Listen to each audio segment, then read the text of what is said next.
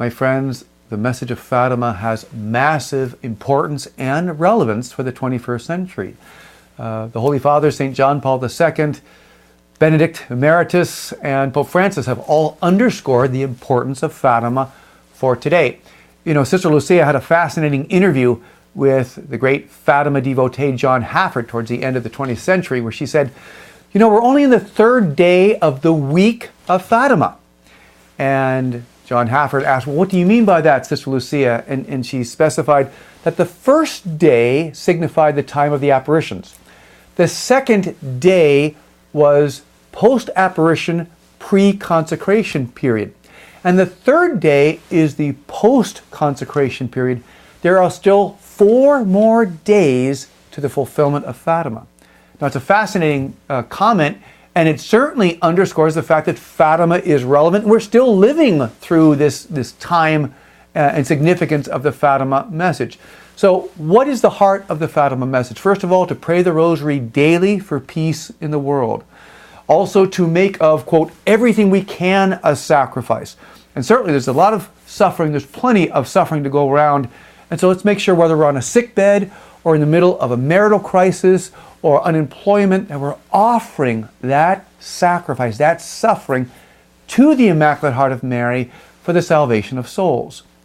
There's also the Fatima call of the 5 first Saturday devotions. In fact, on July 13th of 1917, when Our Lady came to ask for the consecration of Russia, which incidentally, Pope St. John Paul II did complete on March 25th of 1984, and a recent book by the nuns from the convent of Sister Lucia have just again confirmed that indeed the consecration was completed, that with these 5 first Saturday devotions, which came in the same line as the call for the consecration of Russia, we are called every first Saturday to, number 1, confess, go to confession, and the parameters of that are within 8 days of the actual first Saturday.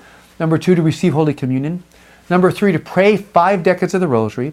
Number 4, to meditate 15 minutes. All of those with the intention of making reparation to the Immaculate Heart of Mary. My friends, you won't understand Fatima unless we understand reparation, that God has given us the call, the duty, the responsibility to console the Heart of Mary, to make up for the rejection of this most beautiful and immaculate mother. So these are all elements of the Fatima message, but as well, Fatima is prophetic in the sense of, in this 1917 July 13th message, saying that in the future the Holy Father would have much to suffer. And of course, on May 13th of 1981, John Paul II is shot as partial fulfillment of this sad Fatima prophecy. Also, there would be a struggle within the Church. Russia would spread its errors throughout the world, that various nations would be annihilated. But in the end, her Immaculate Heart would triumph. Many Fatima commentators, and I would certainly agree with them, also say that for the fulfillment of the message of Fatima, you need to have the proclamation of Mary as the world's spiritual mother, a solemn definition that Mary is the co-redemptrix, mediatrix, and advocate between Jesus and humanity, so that she can fully exercise these powers. She can enact her full motherly intercession for our world, for our families, for our hearts. So, my friends, let's live Fatima. It's a powerful message, it's a relevant message, and we should all be doing our part to assist Our Lady to fulfill that great promise that in the end, my Immaculate Heart will triumph. Thanks. God bless.